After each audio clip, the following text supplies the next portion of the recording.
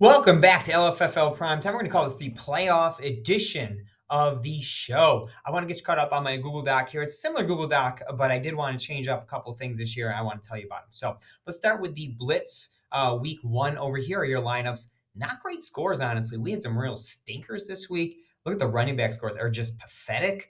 George Kittle. A lot of us are George Kittle with a whopping point. Yuck for some of these scores. So Greg ultimately took the day at 101. Now, as I have in previous years, all your names are going to be across the bottom here, and that's where your lineups are going to be. If you're not sure if you used a guy and you don't want to look, just send me the lineup, right? When I put them in, it's easy for me to tell if you used a guy. Then we'll blitz week one, week two, week three, week four across the bottom. And then finally, we will have this big blitz scorecard here. We can clearly see Greg won week one, Eric was second place, and Nate was in third place. We'll obviously update this through the four rounds of the playoffs. So send me that lineup for this week's divisional round. You have four games to choose from. That Bills Kansas City game. I'm so sad that is happening now. I think like those could be the two best teams in the league at this point. So sad that's happening right now. So I'm excited. On Sunday night, I'll be watching that sucker. All right, let's move on to best ball. Matt Merrill, your week one winner. Actually had a really tight race at the top here. Matt went for 86. Bill went for 85. Todd went for 83. Miles clocking an 82. So four of them really tight. And then fifth place was down in 69 points. We have seen this happen before. This isn't as much about who wins week one as much as who has players left at the end.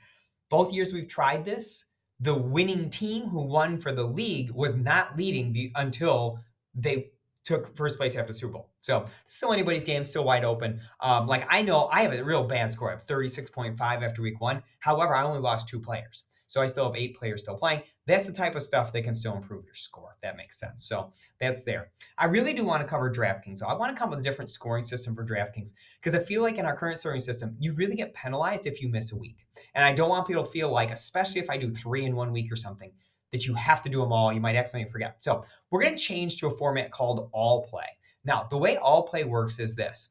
Each week, we will compare your score to every single other person's score in the contest. So, for instance, Andy, a solid fourth place showing in week one out of 9 teams. That means Andy beat the 5 teams below him and lost to the 3 teams above him. So his record for the week was 5-3. The 3 teams above him scored more points. The 5 teams below him scored less points, if that makes sense to everybody. So we'll all play it out. We'll do this for each competition. By my rough calculations, there should be 7 different games we can use. You just simply have to play in half. That means you get entered into 4, you will be eligible to win this award. If that makes sense, everyone. That means you can miss 3 by the math on that. So I'm going to say this one to Todd.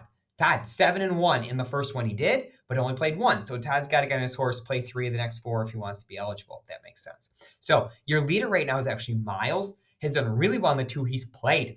14-2 record puts him in tie for first with Todd, who is 7-1. Obviously, just kind of doubled that up.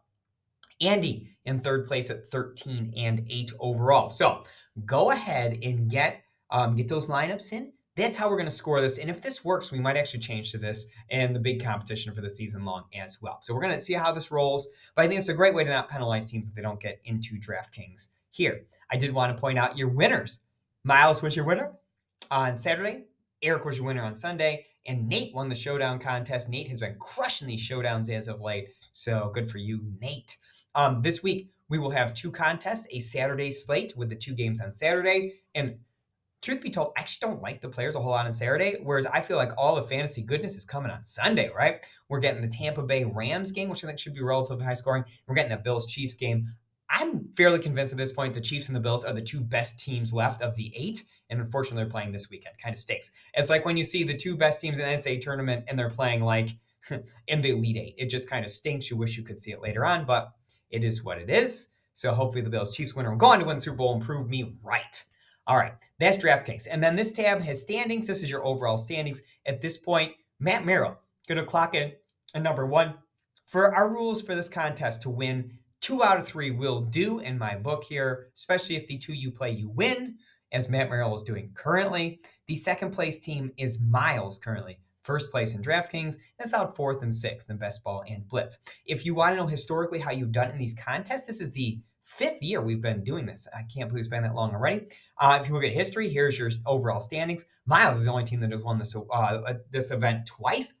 Andy a winner, Eric a winner, and of course I did time miles last year. There's where you've been finishing. And then if you scroll down, it'll tell you where you stand in the different disciplines. So here's your DraftKings winners over the years. Here is your Playoff Blitz winners over the years. And here's your best ball winners over the years. So good luck to everyone in the playoffs. Fill out those lineups for DraftKings. Get me those lineups for the divisional rounds. And hey, maybe we'll do this another one next week. We'll see how I'm feeling, but good luck to you in the playoffs. And I hope you big success, especially for those of you whose teams are actually still playing, unlike mine. We'll talk to you later.